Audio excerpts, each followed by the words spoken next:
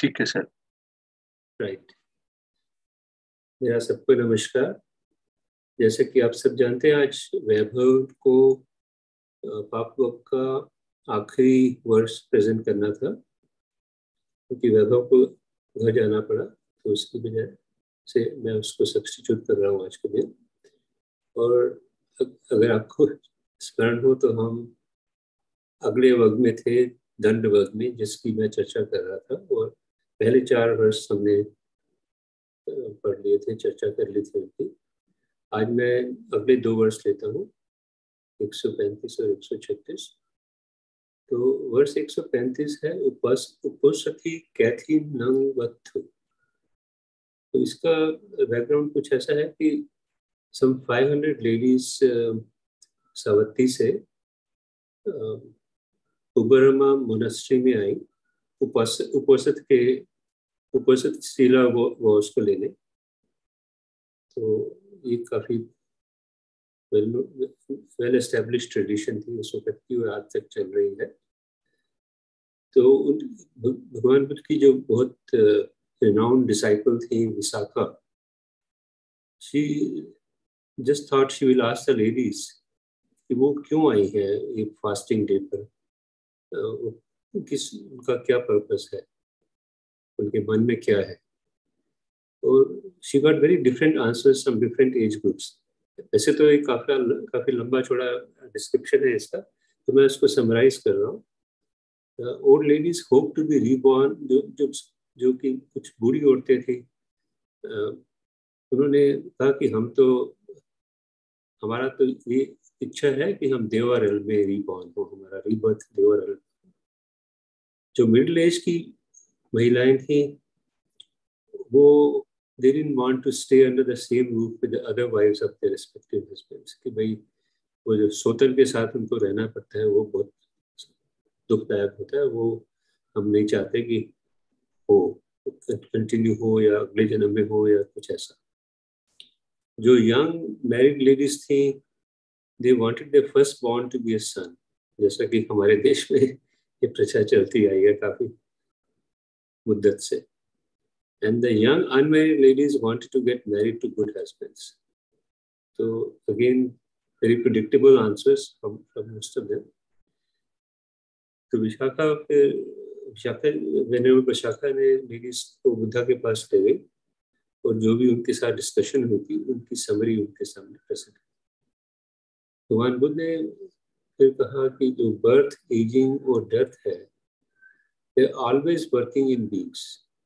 मतलब वो समहाउ एक नेचर बन गया है बीइंग्स का, because one is born, one is subject to ageing and decay and finally to death. मतलब ये सब हम जानते हैं भगवान बुद्ध की जो शिक्षा है। Yet beings do not wish to strive for liberation from the round of existences। लेकिन they just want to go on, they want to carry on in this manner। They still wish to linger in संसार। संसार में आना जाना उनका चलता रहे, यही शायद उनके मन में रहता है। ये बहुत डीप बात है। Let's see what the verse says।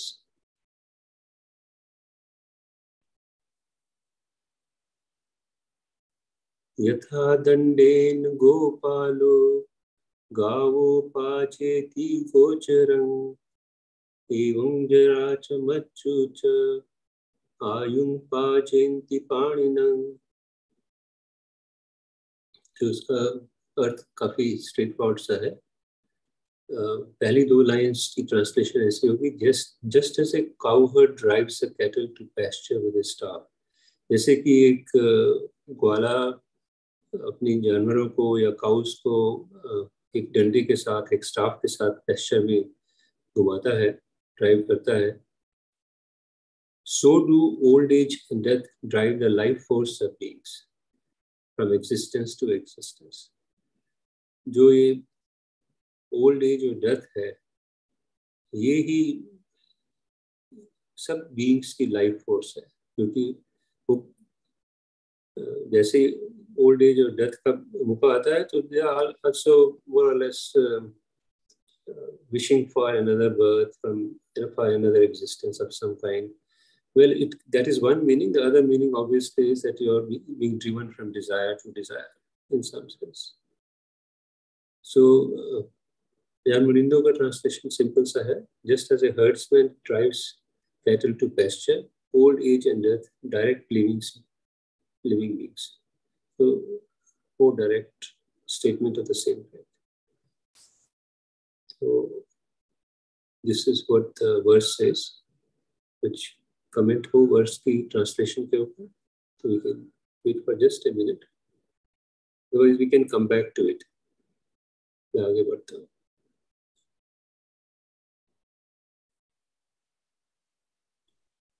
तो इसके बारे में सोचने लगा तो मुझे लगा कि सेंट्रल पॉइंट एक बड़ा इम्पोर्टेंट पॉइंट है भगवान का कि basically we are being driven by something from life to life, from birth to birth.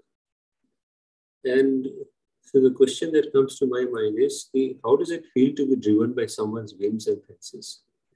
मान लीजिए कोई हमको कुछ किसी भी कारण ड्राइव कर रहा हो, मतलब कोई फोर्स हो या कोई व्यक्ति हो, तो हमें कैसा लगेगा? Do we like to be driven? So do we enjoy that experience? तो फिर आंसर मुझे ये मिला कि शायद it depends.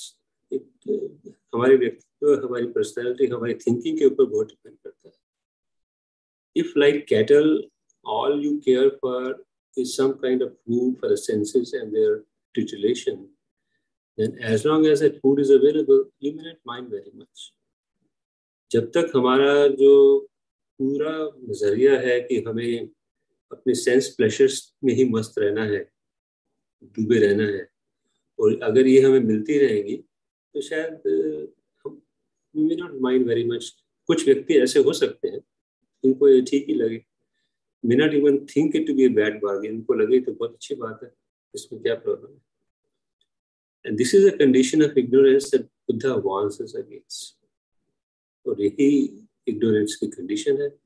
We are so lost in our sense experiences that we quite ignore the real drivers of this experience. वो क्या है? Real drivers कौन है इस experience के? Repeated birth and the associated dukkha of old age, illness and death due to craving and clinging. यही भगवान इस वर्ष में कह रहे हैं डायरेक्टली कि जो हमारा सेंस एक्सपीरियंसेस की तरफ जो अट्रैक्शन है, जो हमारी नेचुरल प्रोपेंसिटी है, वो इस फोर्स का बेसिक जड़ है, जो क्रेविंग है. If on the other hand you can see through the price being paid for sense pleasures, अगर हम ये देख पाए कि इसकी कीमत क्या है, वो ये है कि constant creation of conditions that sustain you in the cycle of suffering. हम constantly conditions create करते रहते हैं आपके लिए, जो कि हमें सफरिंग के साइकिल में सस्टेन करती रहती है. Then अगर आप ये देख पाए, you would probably want to get out of the clutches of your tormentor. तब तो आप जरूर प्रयत्न करेंगे कि हम इस tormentor की पकड़ से बाहर जाएं. It is only then you may wake up to the possibility of freedom and start to work towards it. तो जब तक आपके मन में ये विचार या ये डिजायर पैदा नहीं होगी, जो छंदा है वो पैदा नहीं होगी, तब तक तो हम इस संसार में घूमते ही रहेंगे. तो ये मेरे कुछ थॉट्स है इसके वर्स के ऊपर. स्ट्रेट फॉरवर्ड वर्स है वैसे. I just wanted to detail it out a little bit as to what it means to me. अगर आप में से किसी की कुछ कमेंट्स हो.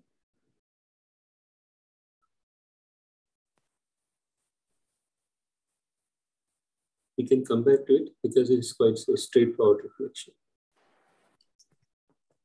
अजय मुरिंदो ने थोड़ा सा डिफरेंट कुछ कहा है.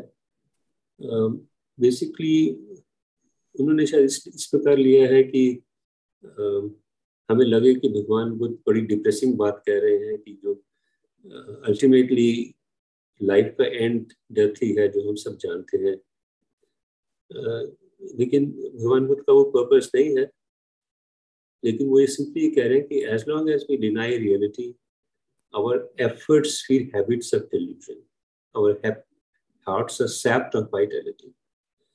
So बाकी उन्होंने कुछ कुछ उसी प्रकार से बोला है कि जब तक हम इस डिल्यूशन से नहीं निकल पाएंगे, जो कि हमारी हैबिट्स बन जाती हैं, डिल्यूशन ही हमारी एक तरह से लाइफ का बेसिस बन जाती है, तो हमारे जो मन है उसमें वो वाइटलिटी नहीं आएगी कि हम इससे बाहर निकलने की कोशिश करें। तो ये रिफ्लेक्शंस हैं इसके ऊपर। अगर आप में से, मैं आपके सामने रख देता हूँ, अगर आप इसको डिटेल में पढ़ना चाहें तो please you can read it. And also, if you have any comments on any of these two reflections or the verse, we can have a small discussion.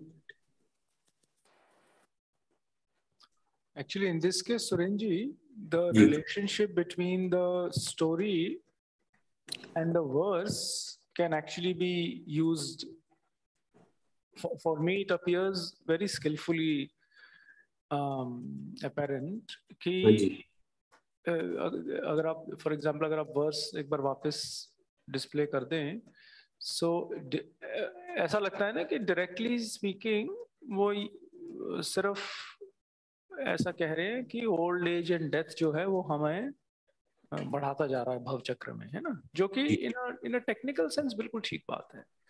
But if you notice in the story, जैसा कि आपने अपने उसमें लिखा है ना, आपने अपने उसमें कहा है कि वो जो अलग अलग लेडीज हैं, अब वो जो बातें कह रही हैं या जो चीजें एस्पायर कर रही हैं, इन अ कन्वेंशनल सेंस दो सीम परफेक्टली फाइन, खास करके उस जमाने के परिवेश में।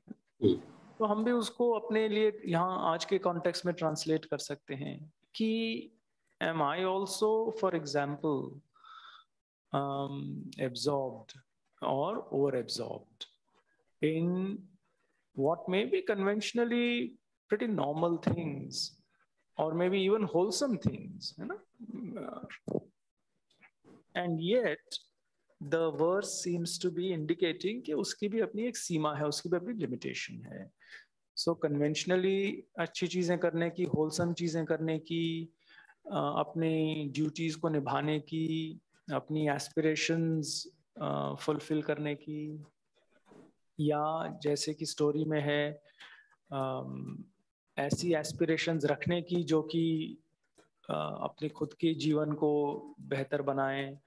We can take it to the next level, that I have aspirations to improve lives of others or help others, etc., etc. So all of that is perfectly fine, but the verse seems to indicate कि उसकी भी अपनी एक सीमा है, and that the inevitability of the cycle of birth and death, I think, is how I see it alerting us to. So so we can maybe bring it back to ourselves. You know, to what extent do I feel the urgency of the task of the spiritual path, so to say. Can you just remind me, ये कौन सा वक्त चल रहा है? Sorry, you mentioned it and it slipped me now. कौन सा वर्ष? ये वक्त है, ये दंडवत। Okay, yeah. Thank you very much, Bhantaji. That's a very beautiful way of looking at this story and the verse. I really agree with what you are saying. कि जो दुनियादारी की कन्वेंशंस है वो उनकी अपनी जगह है और उनकी एक सीमा है. It's a beautiful way of saying we are limited by, in some way, by that. And do we feel the urgency to go beyond that? It's another beautiful way of saying this.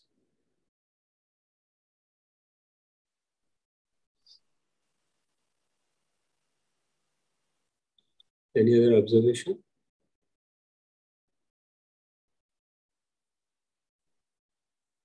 Actually जन मुनिंदो कुछ इसी प्रकार की बात कर रहे थे कि what is the point of this verse on the inevitability of getting old and dying. So opening our hearts and minds to this truth of the way it is does not have to be depressing. ये कुछ और बोल रहे हैं. उसी सीमा की शायद बात कर रहे हैं कि contrary to what we might expect, we are freed from having to lie to ourselves. We already know what we have ahead of us. It takes energy to deny it. क्योंकि हम अपने जो एस्पिरेशंस हैं अच्छी लगती हैं, उन्हीं में खोए रहते हैं, उसके बियॉन्ड नहीं सोचते। लेकिन जो भव सागर के पीछे के आगे एक वेल लगी हुई है, उस वेल के पीछे एक डेथलेस का स्कोप है। एंड अगर हम वो जानते हैं तो we will not be driven like that. मैं उसको ऐसे देखता हूँ कि इस वर्स को पढ़ने का एक ये भी तरीका हो सकता है ना कि अरे यार ये क्या ऐसे ही बस डेथ वेथ की बात कर रहे हैं। तो डिपेंडिंग मुझे इसमें थोड़ी सी वही कल्चरल स्लैंट इस तरह से दिख रही है कि वो शायद उस एंगल को कवर करने की कोशिश कर रहे हैं। हम लोगों के लिए शायद वो इतना मुश्किल एंगल नहीं है, और हम उसमें और we can read more into it for ourselves. और वो ये एस्पेक्ट है कि भाई मैं अपने अंदर देख लूं और जांच लूं कि वो जो स्टोरी में जो लेडीज जिस तरह से उनके एस्पिरेशंस हैं, that seem to be perfectly fine. क्या मैं भी किसी तरीके से सिर्फ सामान्य एस्पिरेशंस में या प्रिडोमिनेंटली सामान्य एस्पिरेशंस में तो नहीं अटका हुआ हूँ? That's the point which is slightly beyond जो कि शायद अजन मुनिंदो जिस चीज का जिक्र कर रहे हैं। Yeah, I agree.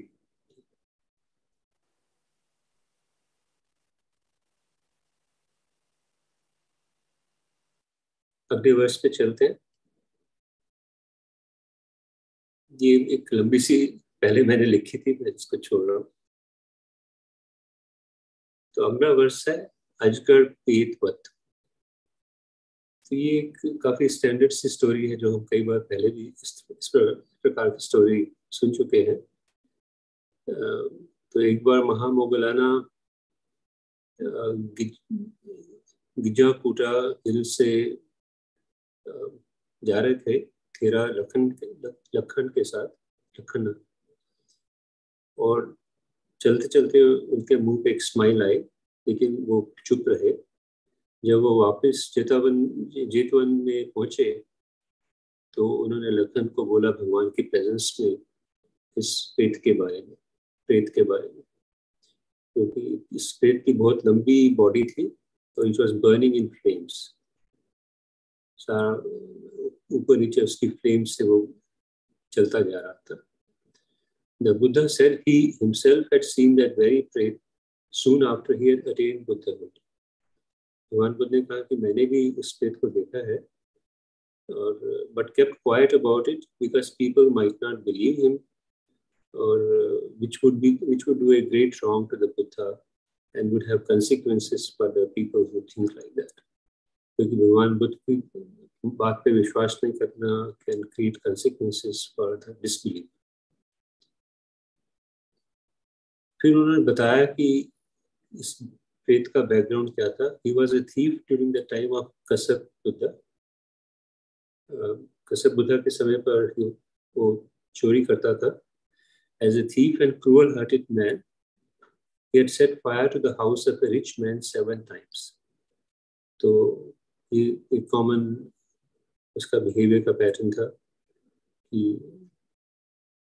वो क्रूअल्टी में काफी विश्वास रखता था। And not satisfied with that, he also set fire to the perfume hall donated by the same rich man to Kasab Buddha. तो कसब बुद्ध को उन्होंने गंध पुटी दी थी, उसको भी उसने जला दिया था। और कसब Buddha was out on an arms round। जब वो आर्म्स राउंड के लिए गए हुए थे तो पीछे से उनकी पुटी भी जला दी। So as a result of those evil deeds, he had suffered for a long time in Nirailo। तो काफी बहुत समय तक वो नरक में रहे। Now, while serving out his term of suffering as a faith, he was being burnt with sparks of flames going up and down the length of his body. तो यही कारण है कि वो अभी उस कर्मफल से बाहर नहीं निकला है और उसी का फल अभी तक मिल रहा है। uttering this verse, he said, "Fools, when doing evil deeds, do not know them as being evil, but they cannot escape the evil consequences." तो ये बात हम पहले भी सुन चुके हैं, कोई बहुत नई बात नहीं है। तो भगवान की एक persistent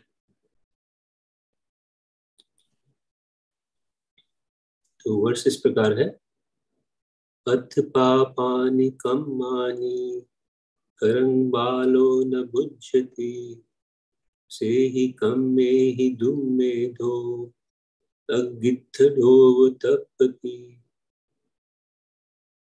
इसका लिटरल ट्रांसलेशन है, when the fool commits evil deeds, जब एक मूर्ख व्यक्ति बुरे कर्म में एंगेज करता है अपने आप को, उसको ये समझ ही नहीं आती, he does not realize कि वो evil काम है, वो जस्ट कर देता है, उनको उसको समझ ही नहीं आती ठीक से।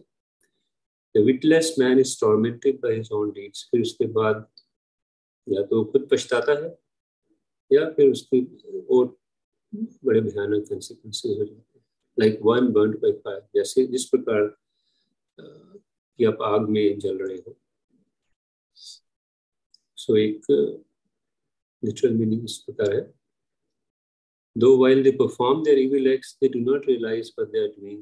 Fools suffer the results of their own actions accordingly, just as one is burnt when handling fire. Window की similar reflection translation.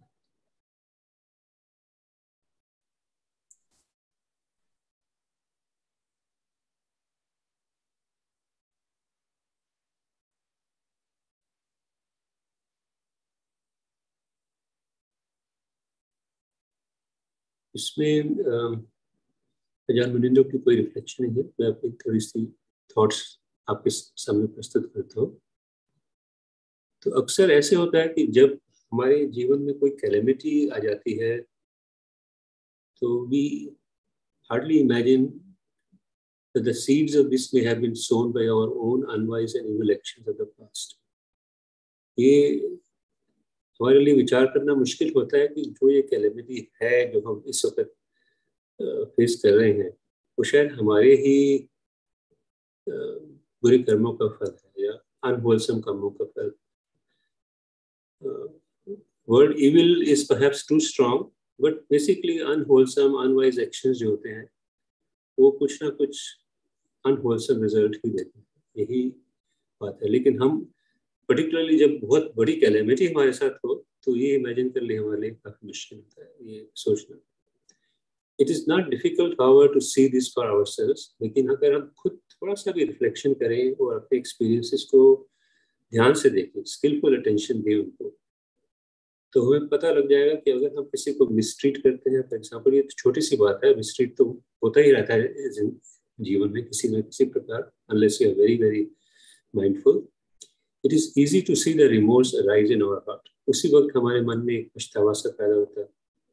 We can also almost invariably see that the pain we have caused and the ill will that we have generated towards us by our own deeds is there. Not only हमें वो remorse feel होता है, लेकिन हमने अपने प्रति किसी और के मन में या अपने मन में ही एक इल विल सा, एक द्वेष सा पैदा कर लिया है हमारे अपने कामों से। If we are mindful, we can draw good lessons from these experiences and use the remorse as a warning and opportunity to modify our attitudes and behavior. अगर हम mindful हैं, तो गलती हो गई तो हम उस गलती से सीखने की कोशिश करते हैं कि हाँ, मेरे मन में ये पछतावा है कि मैंने ऐसा क्यों किया, तब तो it's okay, we'll probably improve in due time. And Buddha's teaching on karma is especially beneficial to remember at such times. इस वक्त भगवान की जो कर्मा की टीचिंग है बहुत इम्पोर्टेंट है। If we fail to learn from these simple reminders and continue with our mindless actions, we are merely strengthening these tendencies and creating the potential for blunders. So the challenge is, can we reduce these tendencies over time by cultivating harmlessness? So अगर हम इन reminders से जो कि हम हमें मिलते रहते हैं, अगर उनसे हम सीखेंगे नहीं और माइंडलेस एक्शंस में कंटिन्यू करेंगे तो हमारी ये टेंडेंसीज बेसिकली स्ट्रांग होती जाएंगी और ब्लेंडर्स का पोटेंशियल पैदा हो जाए। तो जब एक बार ब्लेंडर होगा तो उसके बाद कैलेमिटी का होना स्वाभाविक हो सकता है। तो blenders typically lead to calamities of some kind. So these are the thoughts that occur to me, and please submit your comments and alternative ways of looking at it.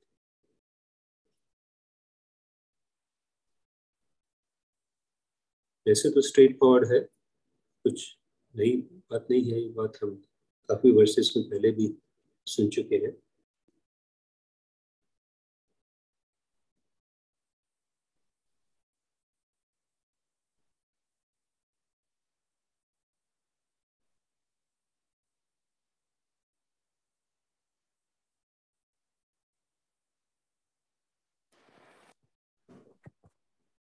Thank you Surendra ji, I think आपने बहुत अच्छी तरीके से उसको capture किया है। I would in fact, मैं तो उसको और भी आगे भी ले जाऊंगा कि अगर कोई कैलामिटी नहीं भी है, पर अगर मैं देखता हूं कि मेरी एक प्रवृत्ति है कि एक पर्टिकुलर परिस्थिति में मेरा इस तरह का रिएक्शन आता है ना, स्पेशली जो हम द्वेष की जो द्वेष के रेल्म की बात कर रहे हैं, क्योंकि दंड वग है, सो आई बेटर अंडरस्टैंड नाउ कि ये क्या कॉन्टेक्स्ट है इसका। तो जैसा आपने बताया है खास करके कर्म के सिलसिले में, कि I can then be certain कि वो परिस्थितियां मेरे लिए उठती ही रहेंगी जब तक कि मैं उन परिस्थितियों से सीखकर उनमें द्वेष के बजाय प्रज्ञा के माध्यम से जो भी अप्रोप्रिएट रिस्पॉन्स है वो जनरेट नहीं करता हूं। So in that sense that is the dand in this whole प्रकरण, कि वो जो परिस्थिति है वो मुझे ये सिखाने आई है, this is my formulation of course, वो जो परिस्थिति है वो मुझे ये सिखाने आई है कि इस पर्टिकुलर परिस्थिति में रादर देन टेंडेंसी बेस्ड जो भी द्वेष है, whatever that द्वेष may be, it not necessarily only anger, sometimes it's ridiculing something, sometimes it's grumbling about something, sometimes it's escape, वो जो उसमें एक शब्द आता है ना हमारे उसमें, पलायन, sometimes it's to just get out of that situation. तो I can see कि so what I'm encouraging is कि हम उस कॉन्टेक्स्ट में भी उसको देख सकते हैं, केवल हम ये ना ढूंढने के अरे बहुत जब दिक्कत होती है तब क्या होता है, बट ये तो हमारे साथ सामान्य रूप से होता रहता है। हमारी टेंडेंसीज तो बहुत ऑब्वियस हैं, और हम देखेंगे कि उन टेंडेंसीज को टिकल करने के लिए या उन टेंडेंसीज को ट्रिगर करने के लिए परिस्थितियां आती रहती हैं। So it's a very good reminder for us to look out for, especially aversion related tendencies, जो कि फिर वो परिस्थितियां बनाती हैं जिनमें कि वो aversion दोबारा आता है, मल्टीप्लाई होता है, वगैरह वगैरह। So very nice, thank you. I think आपने उसको बहुत अच्छी तरह से पकड़ा है। Thank you.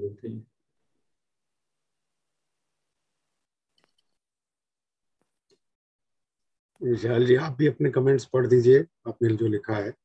Sorry, Vishal ji, I couldn't see your chat box, so please. Oh, no worries. I said that once we're born into this realm, into this life. The Buddha describes the consciousness of the vijnana, or the vijnana dhatu, as something that relies on the other four aggregates. Like I think he's described it as like a bundle of straw, and how it needs another bundle to stand straight because it needs support. So based on that and the understanding of paticca samuppada, the dependent origination, we can't help but constantly become. The mind is constantly becoming. It's constantly dwelling or abiding in something because we have these sense doors. So as I understand it, the early part of the practice, if you think of it as in the threefold sila, samadhi, and panya, the first aspect of it is to constantly try to become wholesome mental states, to always create kusala dhammas. And so there is becoming of kusala dhammas. And then gradually, and of course, this is not necessarily only sequential, it's a circular process eventually, but initially in our practice, it could be, as the teachers always say, work on making your sila strong, develop kusala dhammas, make, as long as there is a self, make it a wholesome self. So there is this process of becoming, because when we become a certain thing, then we do not become another thing, because we can only do one thing at a time. The mind can only do one thing at a time. And it's all about developing the kusala dhamma, the kusala kama. So then the mind's tendencies are towards always becoming wholesome mental states.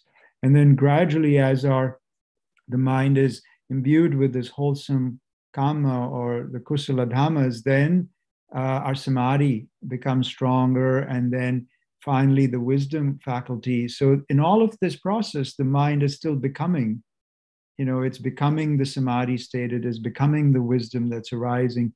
And then finally, as the wisdom faculty in the mind, the panya increases, then, then there is obviously, as the teachers described, the letting go or the, awakening factors, as I think Ajahn Anan talked about in the prior talk. And then the wisdom becomes an established, and the kusala becomes an established component in the mind. And we're still constantly becoming even then. And then, so that's sort of how I think about it. And in these suttas or in these teachings, it might seem very simplistic, but actually, if you look at it, it's quite layered, isn't it? Like, because it can be taken into context at any stage of the practice in a way. So that's sort of what I was thinking. So I guess that is related to the fact that these 5 khandas are clinging, and they can manifest in many different ways, different layers. Is that a right way to understand what you're saying? No, actually, I'm not sure I totally understand, Surinder Prasadji, but I guess maybe I should say that, see, the consciousness, in order for vijnana to be supported, it requires one of the other 4 khandas, right? Vijnana dhatu is supported by one of the other 4 khandas. So if we were to look within our own minds, the mind is constantly from moment to moment becoming something, right? Because we do not have access to the unconditioned state, which is sort of like a nirodha samapatti, where there is the complete extinguishment of feeling and perception, essentially consciousness. But so in the state of an unenlightened being, we're constantly becoming. But even within that realm, they could be, like the Kubajans describe, humans in form only, but not human in mind. So the becoming, the bhava, if you look at the paticca samuppada, there is becoming, right? So when there is clinging, there is becoming. So you're right, there is clinging, but even in order to develop wholesomeness, we attach to it, right? So we attach to the wholesomeness, but it's not a tanha, it's more of a chunda. It's like a wholesome clinging. But I mean, the whole process, like in one of the suttas, it is described, the Eightfold Noble Path is conditioned, right? It's the whole path is conditioned. The whole path utilizes the mind's desire to become something.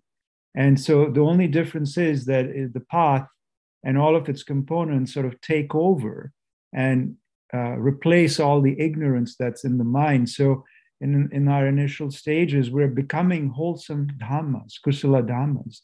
And they could range all the way from non-harming to samadhi, but they're still dhammas, they're still conditioned becomings in the mind. And then gradually, as the wisdom faculty increases, then perhaps the mind is so imbued with this wisdom that it doesn't have to put in much effort to always stay wholesome, because it's like it figures it out, it understands. And that's when gradually the balance of ignorance and wisdom starts to go towards wisdom. And then I think then everything, in a way, as I understand it from what the teachers teach, things start to happen, as Ajahn Anan and Ajahn Tan talked about in their talks. Like, then the process can become more streamlined, because we've got this threshold of wholesome dhammas in the mind already. I don't know if that makes sense. Thank you very much. Again, I mean, I'm perhaps oversimplifying, but what you say seems to me that the path to the unconditioned lies through the condition, which you have to go through, perhaps. That's right. Yeah. Thank you so much. So I think we can wind this up here, wrap it up here. Antaji? Yeah, very nice. Surenji, thank you. So we can be quiet. और निखिल 6:50 पे अगर आप bell बजाएंगे ना, तो आज भी मैं दोबारा से भोजंग करना चाहूँगा. मैंने आप सबसे एक बार शेयर किया था, हमारे एक फॉर्मर मंक हैं, वो आजकल काफ़ी बीमार हैं.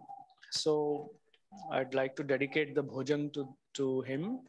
और हम सब अपने मन में उस समय किसी भी ऐसे व्यक्ति की memory ला सकते हैं who is struggling with illness, or we can dedicate the bhojan. तो 6:50 please. Thank you.